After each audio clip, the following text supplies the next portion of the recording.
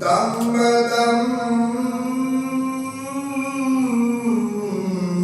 پڑھو درود،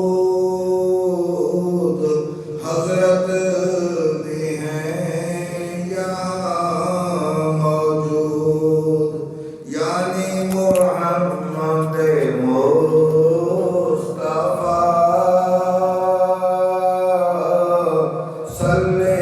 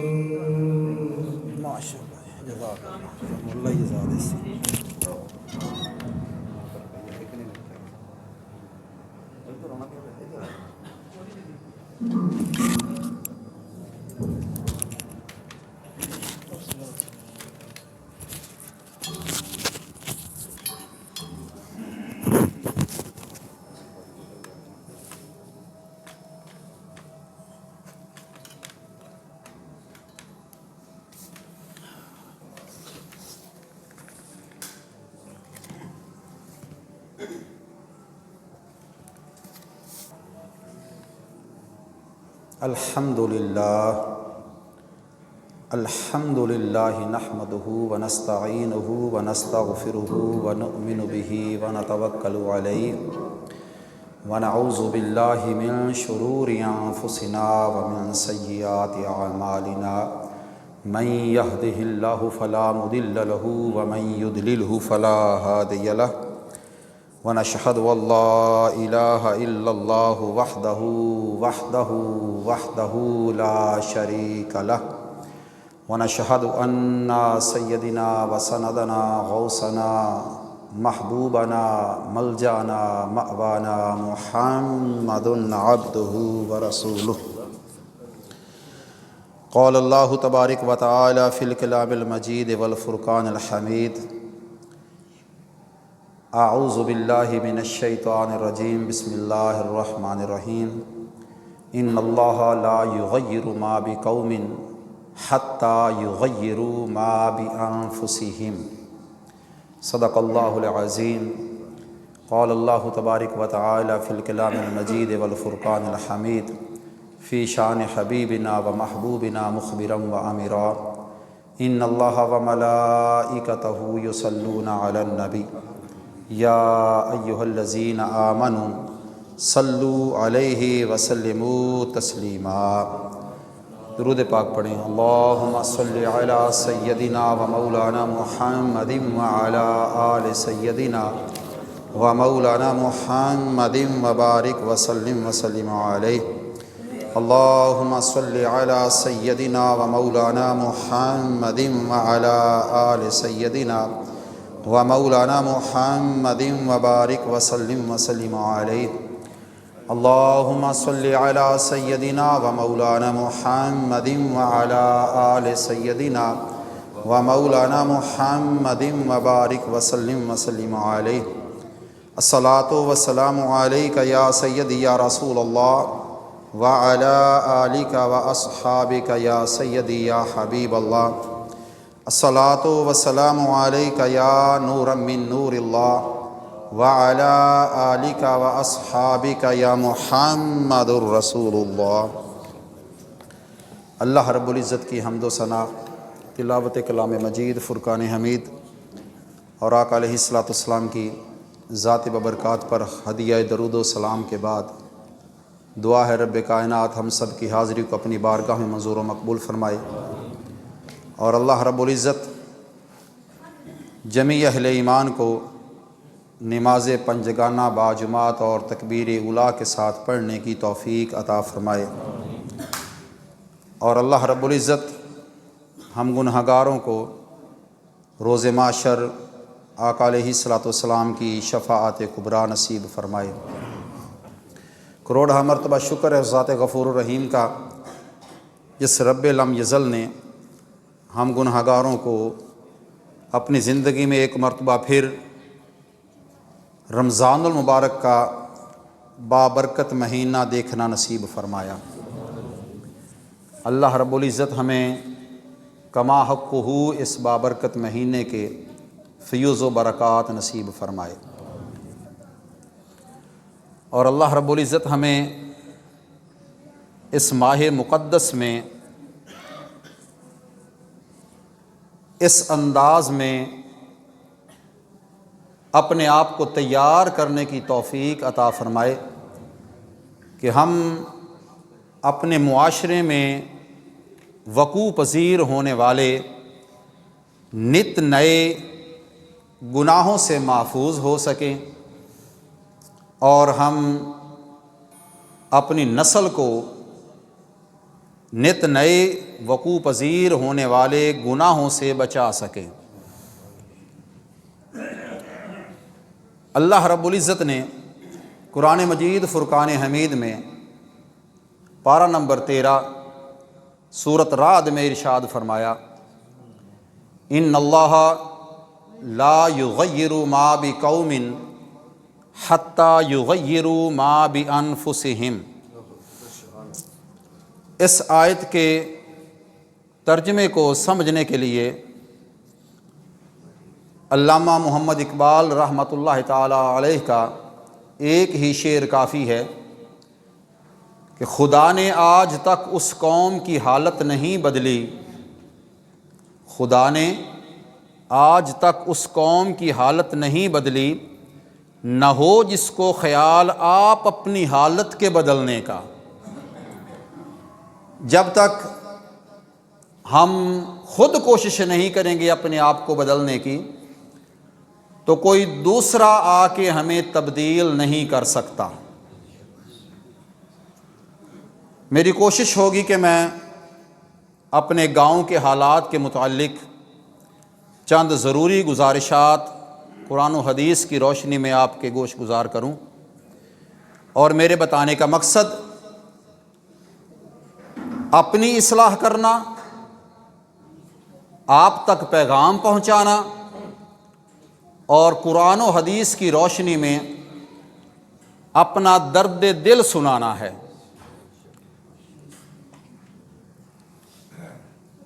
جب ہم کسی کو معصیت میں یا نافرمانی میں یا گناہ میں دیکھتے ہیں، تو اگر آپ کا دل اس کی نافرمانی کو دیکھ کر کڑتا ہے تو پھر سمجھ لیں کہ ابھی آپ میں ایمان کی حلاوت موجود ہے۔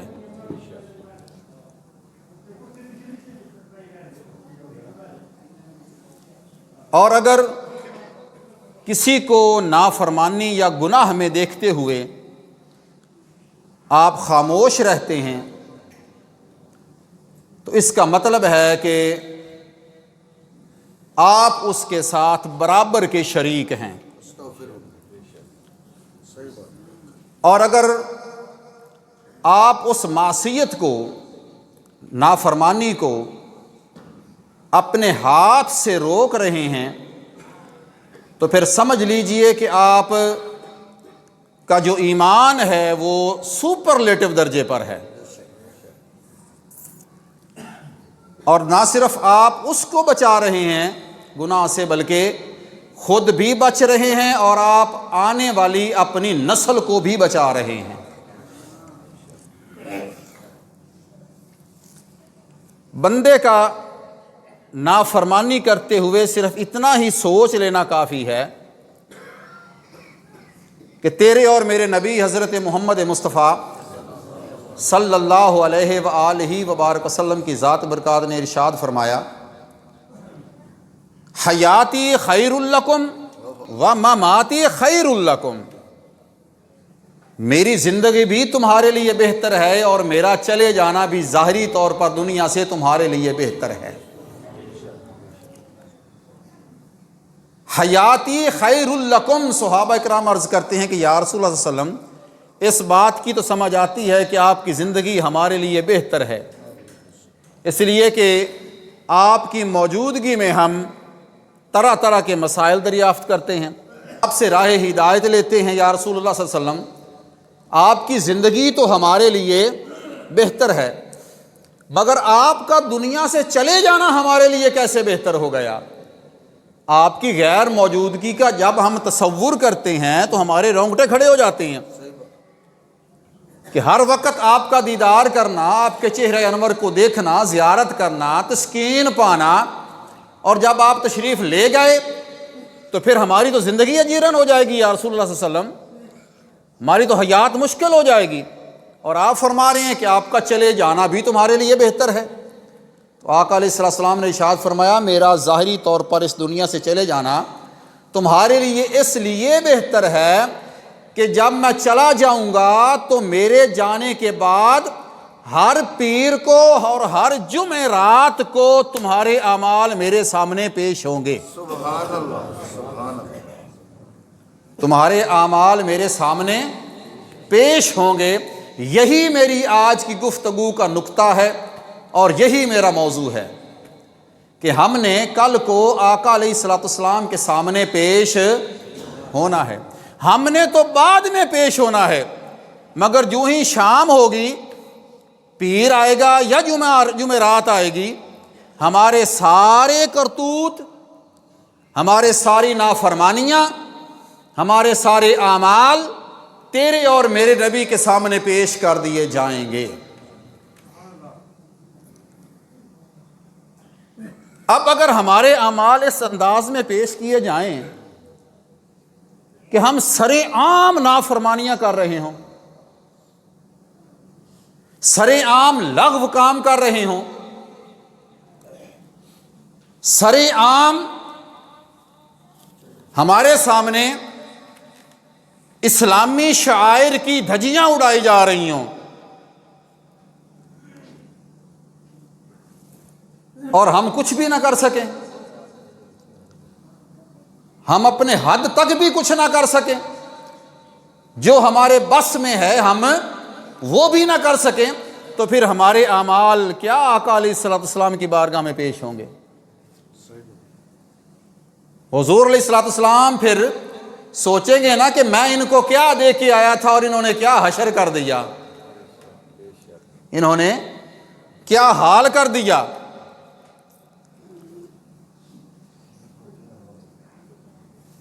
ایک ایسا گناہ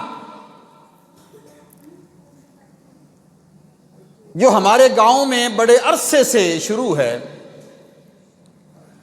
اور روز بروز وہ بڑھتا جا رہا ہے، کوئی اس کو روکنے والا نظر نہیں آ رہا، نہ اس کو کوئی سمجھتا ہے کہ مجھ میں روکنے کی پاور ہے، حالانکہ ایسی بات نہیں ہے، ہم سب میں اس گناہ کو روکنے کی پاور ہے۔ ہم انفرادی طور پر، برادری طور پر سب اکٹھے ہو کر بھی ہم اس لعنت کو اپنے معاشرے سے روک سکتے ہیں، مگر افسوس کہ آگے بڑھنے کے لیے کوئی تیار نہیں ہوتا، اور اگر ایک بڑھنے کے لیے تیار ہو جائے تو پھر باقی سارے ہیں نا کچھ نہیں ہوتا، کچھ نہیں ہوتا، لگے رہنے دو، ان کی اپنی مرضی ہے، تمہیں اس سے کیا۔ ایسی بات نہیں ہے۔ اگر آج اس کو نہ روکا، اس پہ کنٹرول نہ کیا، تو آج اگر ایک گھر کر رہا ہے تو کل کو 2 گھر کریں گے، پھر اس کے بعد 4 دوست کریں گے، پھر اس کے بعد وہ لعنت پھیلے گی، اور پھیلتی پھیلتی پورے ہمارے گاؤں کو، ہماری نوجوان نسل کو اس گناہ میں، معصیت میں جکڑ لے گی۔ ہم سمجھتے نہیں کہ یہ کتنا بڑا گناہ ہے اور کتنی بڑی اس کی آقا علیہ السلام نے اس کی ارشاد فرمایا ہے اس کو کہ یہ یقیناً بہت بڑے گناہ والا کام ہے۔ ہم سمجھتے ہیں کہ یہ جو ہے نا، اللہ تعالیٰ معاف فرمائے، زنا کرنا یہ صرف ایک خاص عمل کا نام ہے، ایسی بات نہیں ہے۔ آقا علیہ السلام کے فرامین کے مطابق ہاتھ کا بھی زنا ہے، زبان کا بھی زنا ہے، آنکھ کا بھی زنا ہے، پاؤں کا بھی زنا ہے۔ زنا کا معنی جو ہے نا، یہ اس کے کئی معنی کیے گئے ہیں زنا کے۔ آقا علیہ السلام کی حدیث مبارکہ ہے، حضرت انس رضی اللہ تعالیٰ عنہ بیان کرتے ہیں کہ رسول اللہ صلی اللہ علیہ وسلم نے ارشاد فرمایا، قیامت کی نشانیوں میں سے ایک نشانی یہ بھی ہوگی کہ علم کو اٹھا لیا جائے گا، جہل باقی رہے گا، شراب پی جائے گی اور زنا کا ظہور ہوگا۔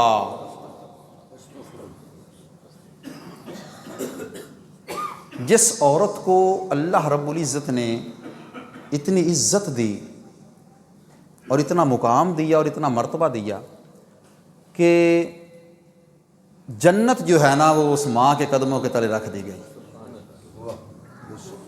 جس عورت کا اتنا مقام ہے کہ جنت اس کے قدموں تلے رکھ دی گئی، تو ہم اس کو اگر سر عام نچوائیں اور سر عام اس پہ پیسے پھینکیں، اس کے جسم کو ٹچ کریں اور کہیں کہ جناب کچھ نہیں ہوتا کچھ نہیں ہوتا، یہ کتنا بڑا گناہ ہے۔ ہم صرف سوچ سکتے ہیں، بیان کر سکتے ہیں، مگر محسوس نہیں کر سکتے۔ محسوس اس وقت ہوگا جب قرآن و حدیث کے مطابق ہمیں اس کی سزا ملے گی۔ دوزخ بھی ہم نے سنی ہوئی ہے، جنت بھی ہم نے سنی ہوئی ہے۔ تو آقا علیہ السلام نے فرمایا، معراج کی رات جب میں دوزخ کو دیکھ رہا تھا نا، تو دوزخیوں کے گروہ کے جسموں میں سے اتنی گندی بدبو آ رہی تھی کہ دوزخی بھی اس سے پناہ مانگ رہے تھے۔ جن کو سزا دی جا رہی تھی ان کے جسموں سے اتنی بدبو آ رہی تھی کہ دوزخی بھی پناہ مانگ رہے تھے کہ یا اللہ عذاب تو نے دینا ہے، اس عذاب سے تو بچا لے۔ فرمایا کہ یہ وہ لوگ ہیں جو فحش کاری کیا کرتے تھے، جو فحش کاری کیا کرتے تھے۔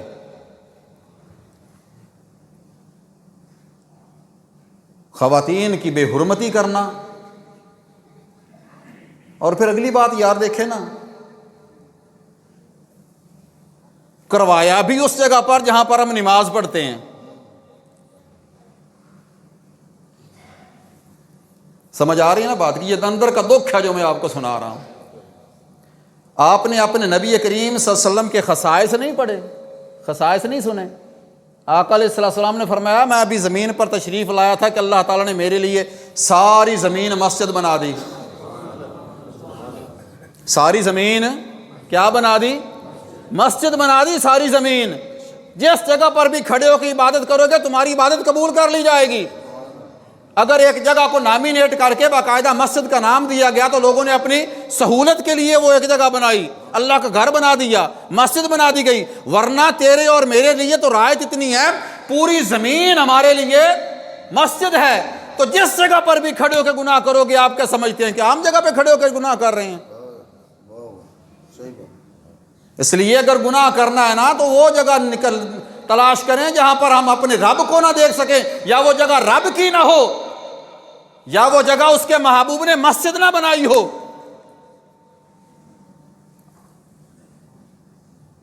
ساری زمین ہمارے لیے پاک کر دی گئی یار، ساری زمین ہمارے لیے پاک کر دی گئی، ہمارے لیے مسجد بنا دی گئی، ہمارے لیے نماز کی جگہ بنا دی گئی۔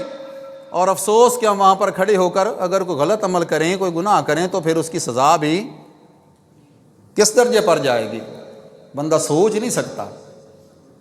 یہ میرے سامنے 40 احادیث مبارکہ ایسی ہیں جو صرف ایک ہی ٹاپک پر لکھی گئی ہیں، اور لکھنے والے نے اس نیت کے ساتھ لکھی ہیں کہ آقا علیہ السلام کی ذات برکات نے ارشاد فرمایا،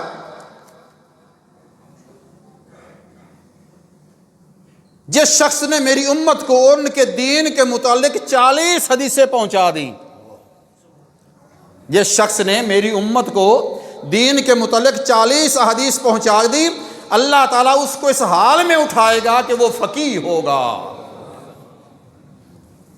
وہ فقیہ ہوگا۔ اور یہ 40 علیحدہ علیحدہ ٹاپک پر ہر عالم دین نے 40 اکٹھی کی ہوئی ہیں، شفاعت پر بھی کی ہوئی ہیں، ٹھیک ہے نا، آقا علیہ السلام کے علم غیب پر بھی کی ہوئی ہیں، حضور کے نظر کرم پر بھی کی ہوئی ہیں، رحمت للعالمین کے موضوع پر بھی کی ہوئی ہیں، ٹھیک ہے نا۔ مگر یہاں پر یہ 40 احادیث مبارکہ صرف اس ایک گناہ کے متعلق ہیں جس کی لچ میں ہم داخل ہو چکے ہیں۔ سنیے،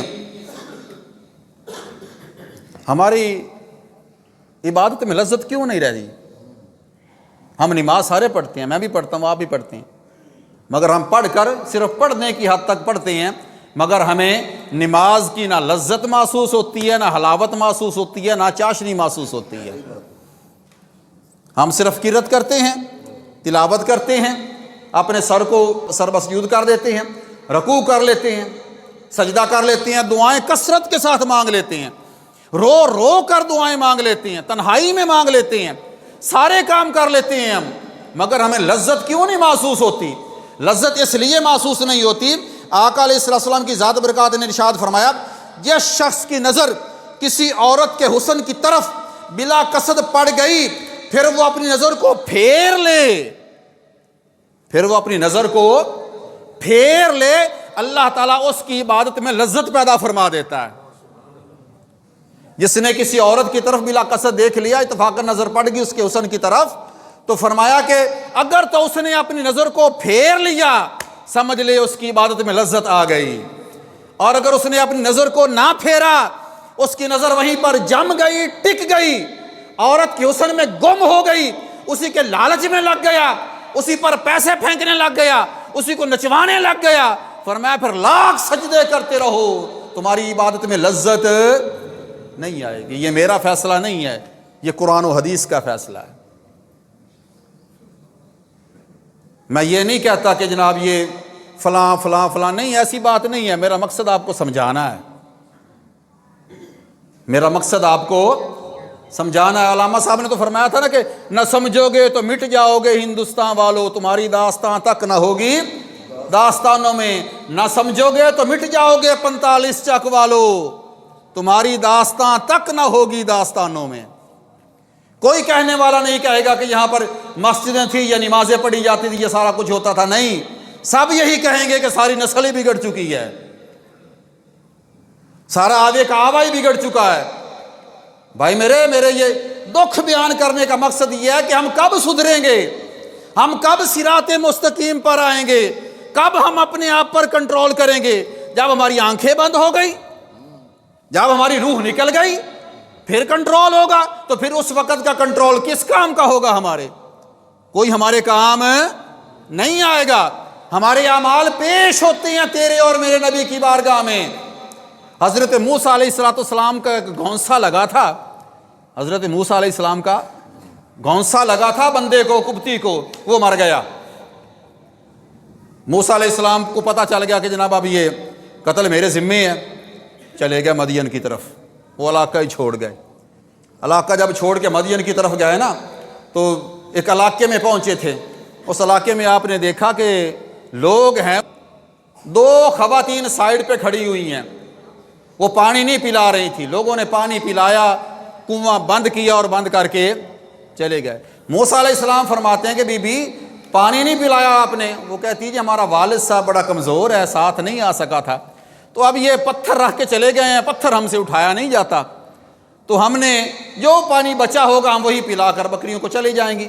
تو موسیٰ علیہ السلام آگے بڑے، نبوت والا ہاتھ تھا، اللہ کے نبی کا ہاتھ تھا، ایک ہاتھ سے پتھر اٹھا کے اپنے سائڈ پہ کر دیا، فرمایا لو پانی پلاؤ جانوروں کو۔ جب پانی پلانا شروع کر دیا، پانی پی لیا تو چلی گئی، جا کے والد صاحب سے کہنے لگی، وہ پوچھا بیٹا جلدی آ گئی ہو؟ جی آج ایک اللہ والا مل گیا تھا، اس نے وہ پتھر سائڈ پہ کر دیا اور جناب وہ پانی ہم نے پلا لیا۔ فرمایا جاؤ اس بندے کو لے کے آؤ۔ موسیٰ علیہ السلام کو لے کر حاضر ہو گئی، یہ جوان ہے موسیٰ علیہ السلام۔ اب نکتے والی بات، موسیٰ علیہ السلام کا حضرت شعیب علیہ السلام کے ساتھ مکالمہ ہو رہا ہے، وہ سامنے بھی بچیوں کے والد صاحب اللہ کے نبی تھے، حضرت شعیب علیہ السلام مکالمہ ہوا ان کے ساتھ، گفتگو ہوئی، شعیب علیہ السلام بھی نگاہ نبوت سے سمجھ گئے کہ یہ کوئی بندہ عام بندہ نہیں ہے، یہ بھی اللہ تعالیٰ کا محبوب بندہ ہے۔ اب درمیان میں جو ایک واقعہ ہوا تھا نا وہ بڑا غور طلب ہے۔ حضرت موسیٰ علیہ السلام نے فرمایا کہ جب وہ بچیاں آگے چلی نا تو ہوا چل رہی تھی، ہوا کے چلنے کی وجہ سے ان کے دوپٹے اڑ رہے تھے، کپڑے اڑ رہے تھے۔ موسیٰ علیہ السلام نے فرمایا بی بی آپ پیچھے آ جائیں، مجھے آگے چلنے دیں، آپ پیچھے آ جائیں، مجھے آگے چلنے دیں۔ موسیٰ علیہ السلام آگے چلنے لگے، خواتین پیچھے ہو گئی۔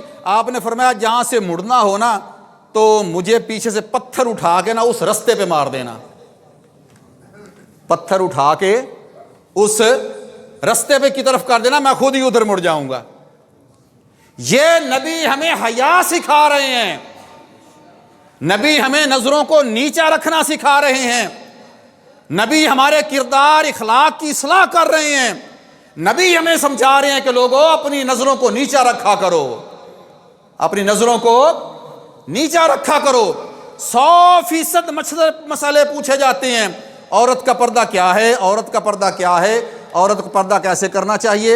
کبھی مرد کے پردے کا بھی پوچھا کسی نے کہ مرد کا پردہ کیا ہوتا ہے؟ عورت کے پردے سے سخت پردہ مرد کا پردہ ہے۔ مرد کو حکم ہے اپنی نظر نیچی رکھ، اپنی نظر نیچی رکھ۔ وہ آپ نے حدیث مبارکہ سماعت فرمائی ہے نا کہ آقا علیہ السلام کی بارگاہ میں ایک عورت آئی تھی اور اس نے عرض کیا تھا کہ یا رسول اللہ صلی اللہ علیہ وسلم میں یہ پوچھنا چاہتی ہوں کہ میرے والد صاحب جو ہے نا وہ فوت ہو گئے ہیں، اور اگر میں اس کے لیے حج کروں تو میرا حج قبول ہوگا؟ میرے والد صاحب جو فوت ہو گئے ہیں، اگر میں ان کے ایصال کے لیے، روح کے لیے، بخشش کے لیے حج کروں تو میرا حج ہو جائے گا؟ آقا علیہ السلام نے فرمایا تھا ہاں تمہارا حج قبول بھی ہوگا، حج کا ثواب تمہیں بھی ملے گا، تمہارے ثواب میں کمی کیے بغیر پورے حج کا ثواب تمہارے والد صاحب کو بھی مل جائے گا۔ اس حدیث مبارکہ کی پوری ڈیٹیل آپ کو سناؤں؟ حضرت فضل بن عباس بیٹھے ہوئے تھے، حضرت فضل بن عباس پیچھے بیٹھے، راوی اور ہے بیٹھنے والے اور ہیں۔ فضل بن عباس پیچھے بیٹھے ہوئے تھے آقا علیہ السلام کی ذات برکات کے، تو رستے میں اسی خاتون نے حضور کی سواری کو روک لیا، رستے میں اسی خاتون نے سواری کو روک لیا، آگے آ گئی آقا علیہ السلام کے سامنے، عرض کرتی یا رسول اللہ علیہ وسلم میں ایک مسئلہ پوچھنا چاہتی ہوں۔ پیچھے جو نوجوان بیٹھا ہوا تھا بڑا حسین و جمیل تھا، فضل بن عباس بڑا حسین تھا، نوجوان تھا، عورت بھی سامنے موجود تھی۔ اب اس لڑکے نے، پیچھے بیٹھی ہوئے نے، اس عورت کی طرف دیکھنا شروع کر دیا، وہ مسئلہ پوچھ رہی ہے، توجہ حضور کی طرف ہے، مگر سواری کے پیچھے بیٹھا نوجوان مسلسل عورت کی طرف دیکھے جا رہا ہے۔ آقا علیہ السلام نے جب یہ ساری صورتحال بھانپ لی نا تو بھانپ کر آقا علیہ السلام نے اس بچے کے چہرے کو یہاں سے پکڑا اور گھما کے دوسری طرف کر دیا، گھما کے دوسری طرف کر دیا، اور فرمایا اگر دیکھ لیا، پہلی نظر بلا قصد پڑ گئی تو انہیں دیکھ لیا، اگر برابر دیکھتے رہے عورت کے چہرے کو تمہاری عبادت میں لذت، تمہاری عبادت میں حلاوت نہیں رہے گی۔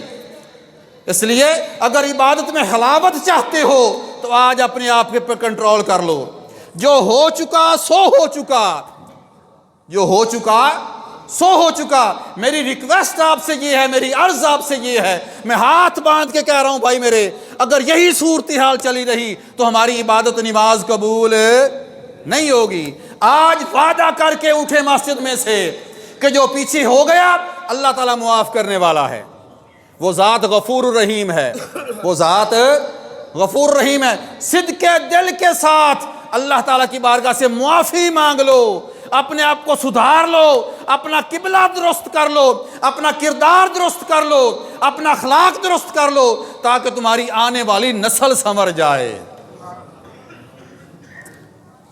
دکھانا جی ہو پہ درود پاک پڑھے، اللہم صلی علی سیدنا یہ دکھائیں جی۔ محمد سیدنا مولانا۔ میں نے پہلے عرض کیا تھا نا کہ رسم ہے بلی دینا، آپ نے پڑھی ہوگی کتابوں میں، بلی دینا۔ وہ بلی کیا ہوتی ہے؟ ایک عورت کو کاٹ کر دریا سپرد وغیرہ بتوں کے سامنے کر دیا کرتے تھے کسی دور میں، ٹھیک ہے نا, بلی دینا, اس کی گردن کاٹ دی جاتی تھی. اب مجھے ڈر ہے, میں اندر کی بات آپ کو بتا رہا ہوں, ان قریب وہ وقت آپ پر بھی آنے والا ہے, مجھ پر بھی آنے والا ہے, ہمارے گاؤں سے یہ بلی دی جائے گی, بلا وجہ نوجوان ذبح ہو جائے گا, بلا وجہ نوجوان کی گردن کٹ جائے گی, نوجوان کا بازو کٹ جائے گا. کیوں کٹ جائے گا؟ اس کی وجہ سے. یہ نظر آ رہی ہے, یہ میں 2 لڑکوں سے چھین چکا ہوں. یہ ڈور ہے پتنگ اڑانے والی, یہ اتنی خطرناک ہے, یہ گردن کاٹ دے گی. یہ میرے اور آپ کے بچے سارے اس کے ساتھ پتنگ اڑا رہے ہیں. غور کیا کبھی آپ نے اپنے بچوں پر کہ ہمارے بچے کیا کر رہے ہیں, یہ کس چیز کے ساتھ پتنگ اڑا رہے ہیں, اس کا کیا نقصان ہے؟ ابھی 8-10 دن پہلے کی بات ہے, میاں چنو یونائٹڈ ایکس رے سینٹر ہے نا, جو یونائٹڈ, اس کے دکان کے سامنے یہ میرے گلے میں پھنس گئی تھی.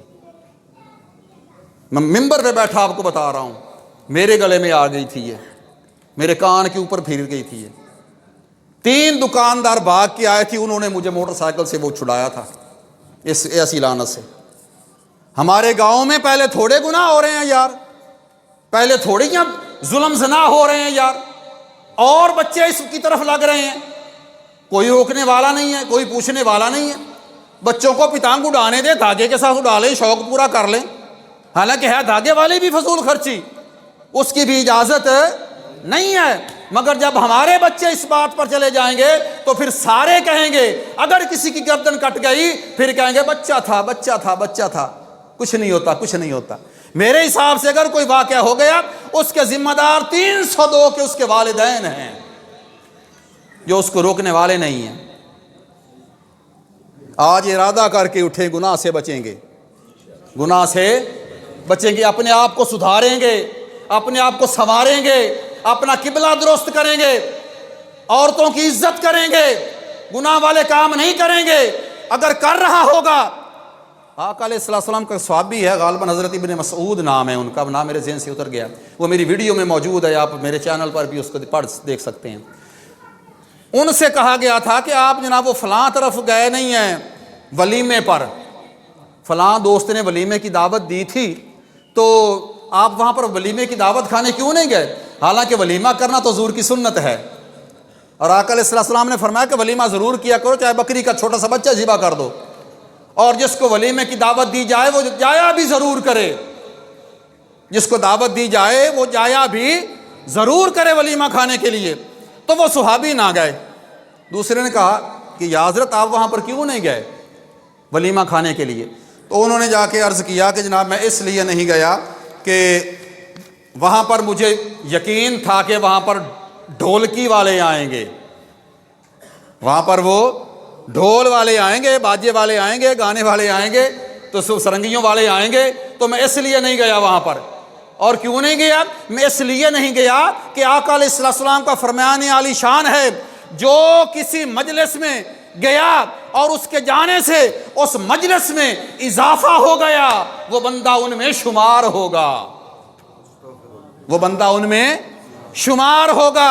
ہم چلے جاتے ہیں تماشا دیکھنے کے لیے, ہم چلے جاتے ہیں ناچ گانا دیکھنے کے لیے کہ کر تو وہ رہا ہے, کروا تو وہ رہا ہے, ہم صرف دیکھنے کے لیے چلے گئے تھے. نہیں, اگر آپ دیکھنے کے لیے بھی جاتے ہیں آپ کا شمار ان کرنے والوں میں ہوگا, یہ قرآن و حدیث کا فیصلہ ہے. اب اگلا ٹاپک یہ میں عرض کرنا چاہتا تھا کہ ہماری شادی بیاہ پر جو ہے نا یہ بہت بڑی لچ چل پڑی ہے. آج وعدہ کر کے اٹھیں کہ بچیں گے.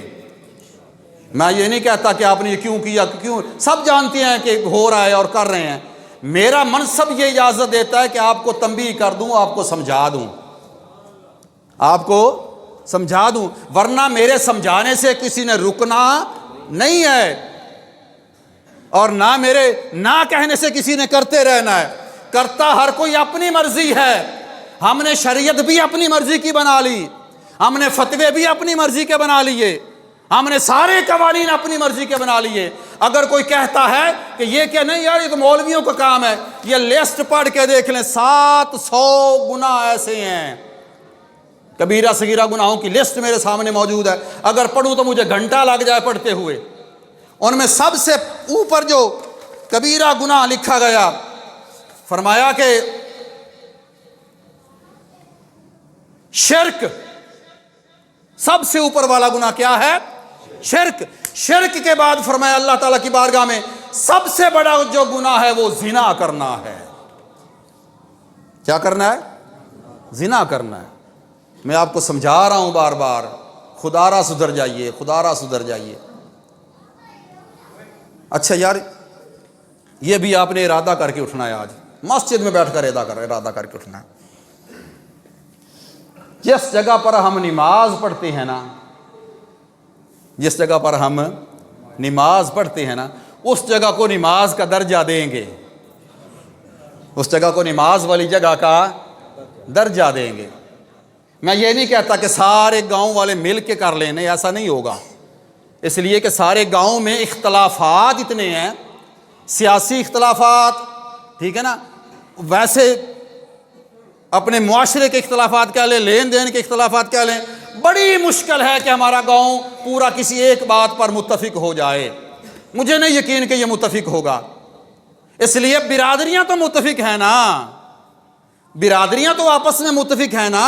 ایک برادری ایک کام کر لے، دوسری برادری دوسرا کام کر لے، تیسری برادری تیسرا کام کر لے، چوتھی برادری چوتھا کام کر لے، اور انشاءاللہ یہ ساری ہماری جگہ نماز پڑھنے کے قابل ہو جائے گی۔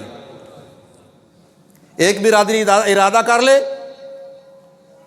ہم بلڈنگ بنا دیں گے، دوسری برادری ارادہ کر لے فرش لگا دیں گے، تیسری برادری ارادہ کر لے پانی لگا دیں گے، چوتھی برادری ارادہ کر لے اس کو خوبصورت کر دیں گے، تو یقین کریں ہماری وہ جگہ نماز پڑھنے کے قابل ہو جائے۔ قرآن پاک تو ارشاد فرماتا ہے فَخْلَعْنَا عَلَيْكَ إِنَّكَ بِالْوَادِ الْمُقَدَّسِ طُوَىٰ۔ موسیٰ علیہ السلام، اے پیارے کلیم، تو اس جگہ پر آ رہا ہے، تیرے اور میرے درمیان کلام ہوگا۔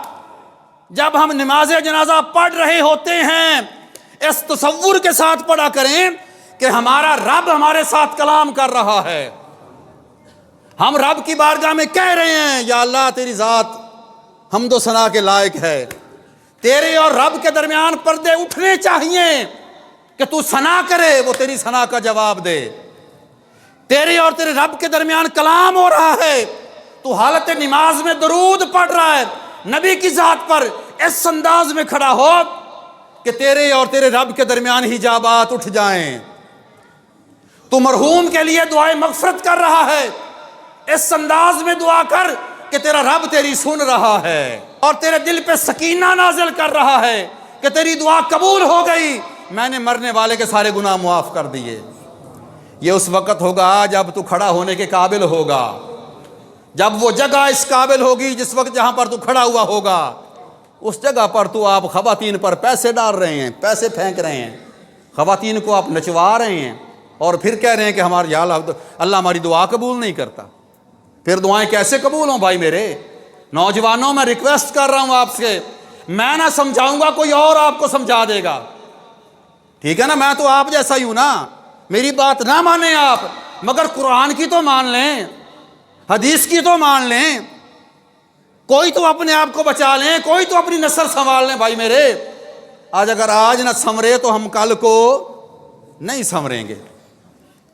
اس لیے بھائی میرے، اس جگہ کو جو نماز کے لائق ہم نے بنائی ہوئی ہے اس کو نماز کی جگہ رہنے دیں۔ میں آپ کو اللہ کا واسطہ دے رہا ہوں، ورنہ نہ میرا جنازہ وہاں پر ہوگا نہ آپ کا جنازہ وہاں پر ہوگا۔ کس وقت سنوریں گے؟ اس وقت سنوریں گے جب ہم غیروں کی لڑکیوں کو تو نچوا رہے ہوں، اور ہماری گھر والیاں اگر کہہ دیں کہ اس کو بھی تو نچوانا ہے، ہمیں نچوا لو، کیا پلے رہے گا؟ اس سے پہلے کہ بات اس درجے پر چلے جائے بھائی میرے، میں آپ کو سمجھا رہا ہوں، آپ مسجد میں بیٹھے ہیں، میری بات نہ مانے، قرآن و حدیث کی بات مان لیں، میری بات نہ مانے، خود پڑھ لیں کتابیں۔ میں 3 تفسیر لے کے بیٹھا ہوں آپ کے سامنے، یہ ورقے بھر چکا ہوں میں لکھ کر آپ کو سنانے کے لیے۔ اب میرے ذہن میں اتنی باتیں تھیں کہ میں پوری بیان بھی نہیں کر سکتا۔ اچھا، ایک اور بات میں اپنے گاؤں کی آپ کے ساتھ شیئر کرنا چاہتا ہوں، جو دوست بیٹھے ہوئے سننے والے وہ بھی سن لیں۔ آپ نے حدیث مبارکہ سماعت فرمائی ہوئی ہے نا، المسلم من سلم المسلمون من لسانہ و یدہ، مسلمان ہوتا ہی وہ ہے جس کے ہاتھ اور زبان سے دوسرے مسلمان محفوظ رہیں۔ مسلمان وہ ہے جس کے ہاتھ اور زبان سے دوسرے مسلمان محفوظ رہیں۔ نوٹ ڈالتے وقت اگلی کی عزتیں ہمارے ہاتھ سے محفوظ رہتی ہیں؟ ہمارے ہاتھ سے محفوظ نہیں رہتی۔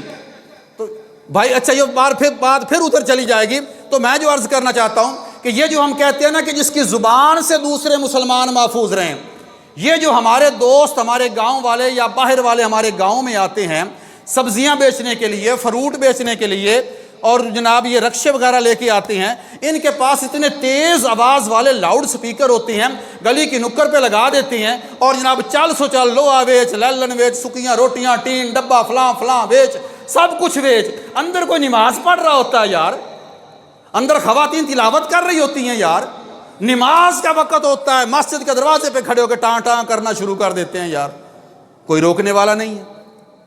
میں آپ کو گاؤں کا نمبر بتا دیتا ہوں، اس گاؤں میں چلے جائیں، وہاں پر نمبردار نے یہ ڈیوٹی لگائی ہوئی ہے، بندہ سارا دن گاؤں میں پھرتا ہے، اس کی ڈیوٹی صرف یہی ہے جو سبزی والا لیلن والا آئے اس کا سپیکر لے لو، اسے کہو کہ بھائی منہ کے ساتھ کر لے جو کچھ کرنا ہے، وہ سپیکر اتار لیتا ہے، شام کو واپس جاتے وقت سپیکر اس کی ریڈی کے اوپر رکھ دیتا ہے، لو اس کو لے جا۔ یہ ہوتا ہے مثالی گاؤں ہے مظفر گڑھ کا، اس کی ویڈیو بھی نیٹ پر موجود ہے۔ 70 سال ہو گئے ہیں، 70 سال سے زیادہ عرصہ اس گاؤں کو آباد ہوئے، 70 سال میں ایک کیس بھی اس گاؤں کا تھانے نہیں گیا۔ آپ مانیں گے یہ بات؟ پورے گاؤں کی پوری دکانوں پر کسی دکان پر سگریٹ فروخت نہیں ہوتی۔ یہ انہوں نے نسل بچانی ہو وہ ایسے کام کرتے ہیں۔ آپ بزرگ بیٹھے ہیں، آپ سرپرستی کریں، نوجوانوں کو سمجھائیں، ان کو سیدھے رستے پر لائیں، بیٹا نہیں کرنا نہیں کرنا نہیں کرنا، بس بات ختم۔ جب والدین ڈٹ جائیں گے، بزرگ ڈٹ جائیں گے، بھائی ڈٹ جائیں گے تو یقین کریں سارے سیدھے رستے پر ہو جائیں گے۔ افسوس کے ڈٹے کون؟ افسوس کے میں آپ سے بس میں نے ارادہ آپ سے کروانا ہے، میں نے عمل نہیں کروانا، عمل آپ نے کرنا ہے۔ اگر کریں گے تو آپ کے کرنے کی وجہ سے اللہ تعالیٰ میری قبر حشر بہتر کر دے گا، ورنہ میرا مقصد آپ کو سمجھانا ہے، آپ سے ارادہ کروانا ہے کہ رمضان المبارک کے بعد انشاءاللہ جب شادیاں آئیں گی ہم بچوں کی کریں گے، بچیوں کی کریں گے، ہم کوئی لغو کام نہیں کریں گے، کوئی فحش کاری اریانی والا کام نہیں کریں گے۔ اگر کوئی کرے گا ہم جا کر مل کر اس کو ریکویسٹ کریں گے کہ یار یہ کام نہ کر، یہ کام گناہ والا ہے، یہ کام غلط ہے، اگر تو کرے گا تو تجھ کو دیکھ کر اور بھی کریں گے، تجھ کو دیکھ کر اور بھی کریں گے۔ اس لیے بھائی میرے میں بار بار یہی سمجھا رہا ہوں آپ کو، آج اپنے آپ کو سنوار لیں۔ ہاں یہ بھی مسئلے والی بات سماعت فرما لیں، مسئلہ تو بڑا سخت ہے، ہم نے عمل کرنا ہے اس بات پر۔ عورتوں کے جو بال ہیں نا بیچتی ہیں، وہ ان کے لیے بیچنا بھی جائز نہیں ہے۔ عورت تو اتنی پردے والی چیز ہے بھائی میرے، سمجھو، جس کے بالوں کا بھی پردہ ہے، عورت کا بالوں کا بھی پردہ ہے، تو عورت سے پردہ کروانا کس نے ہے؟ ہم نے کروانا ہے، ہم نے اپنیوں سے بھی کروانا ہے، غیروں سے بھی کروانا ہے، باہر والیوں سے بھی کروانا ہے، اپنیوں سے بھی کروانا ہے۔ اس لیے بات سمجھیں اس بات کو۔ اچھا، اس کے بعد ایک اور ٹاپک جو میں آپ کے گوش گزار کرنا چاہتا ہوں، ایک نعرہ لگا ہے نا کہ ہمارا جسم ہماری مرضی، ٹھیک ہے نا، ہمارا جسم ہماری مرضی، یہ نعرہ لگایا خواتین نے، ٹھیک ہے نا، اور خواتین نے نعرہ لگایا، اللہ بھلا کرے ان خواتین کا جو ان کو روکنے کے لیے بھی میدان میں آئی تھی۔ خواتین نے بھی بڑی محنت کی ہے اس نعرے کو رکوانے کے لیے، مردوں نے بھی کی ہے، خواتین نے بھی کی ہے، سارے کے سارے لائق تحسین ہیں۔ مگر کب یہ جب بندہ نعرہ لگاتا ہے میرا جسم میری مرضی، تو اس کے لیے جائز ہے؟ جب بندہ نعرہ لگائے کہ میرا جسم میری مرضی، تو اس کے لیے جائز ہے؟ نہیں۔ تو جتنا عورت کے لیے ناجائز ہے اتنا مرد کے لیے بھی ناجائز ہے۔ اور بھائی میرے تیرا جو ہے نا جسم، تیرے جو بازو ہیں، تیرے ہاتھ ہیں، تیرا ناک ہے، تیرا کان ہے، تیرا پورا وجود تیرے رب کی امانت ہے۔ کس کی امانت ہے؟ پھر مل کے کہیں، کس کی امانت ہے؟ تیرے رب کی امانت ہے۔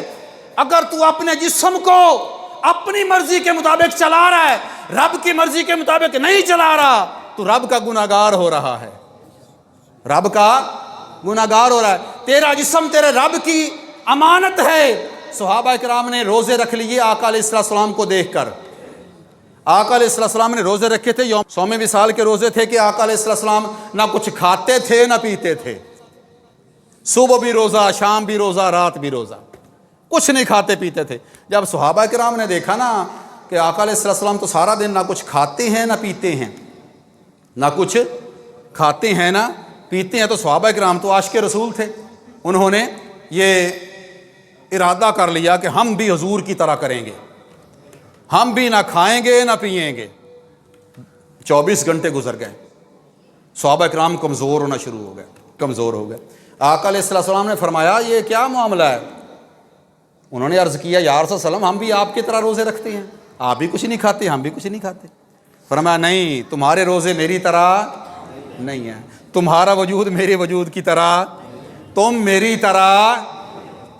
طرح نہیں ہو، اس لیے کہ جب میں روزہ رکھتا ہوں نا میرا رب مجھے کھلاتا بھی ہے مجھے پلاتا بھی ہے، میرا رب مجھے، اللہ اکبر، نعرے رسالت، یا رسول اللہ، نعرے حیدری، یا علی، سبحان اللہ۔